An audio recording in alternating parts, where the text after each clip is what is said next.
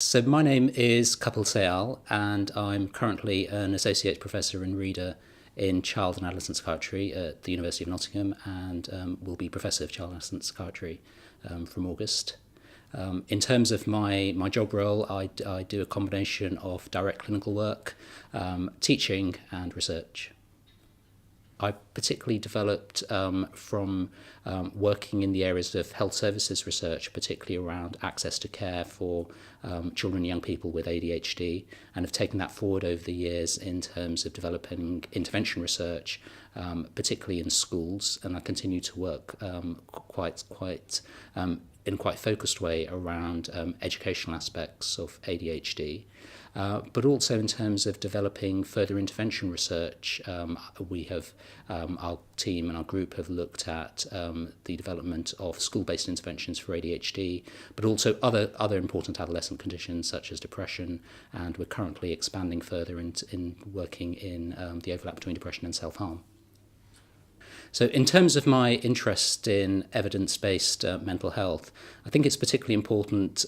for myself and a lot of people like me who are clinicians in terms of being able to use as far as possible research findings that come out, but particularly also how that can be implemented in terms of day-to-day care. So with regard to the evidence-based field, in some respects perhaps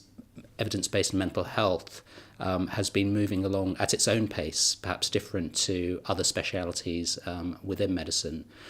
partly because I think the area is broader. It's not just about medicine. There's a lot of interest and need for psychological and behavioural interventions, but also around categorisations of disorders as well, which often are based around descriptions. And I think it becomes, I think, a more challenging and interesting area for us working as editors in order to make sure we can present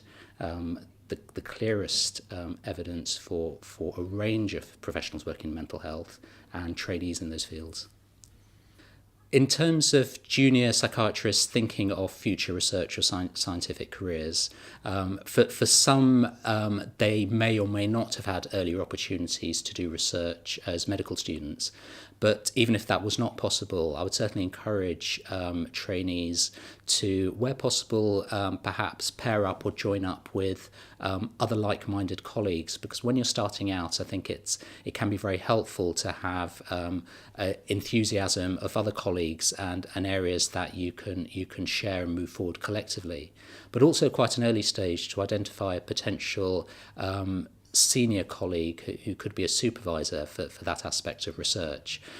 so that in the first instance perhaps something like a survey or an audit, in order to get used to some of the aspects of scientific writing, and also looking at papers that you particularly enjoy reading and trying to work out what it is about those papers in terms of the writing style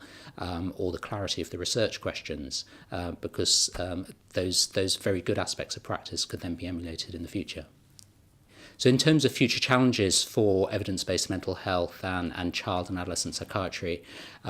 it's particularly important in terms of the boundaries of the various conditions and how that may well change over the next 10 years in terms of demand from families, from referrers, but also in terms of what health services are actually able to provide. I think a very important area of practice that probably has been relatively neglected both by clinicians and also in evidence-based mental health is health economics, because in fact there are core treatments and interventions that need to be provided, and only so much potentially can be provided in practice. And I would encourage that to be quite an important area that clinicians collaborate much more closely with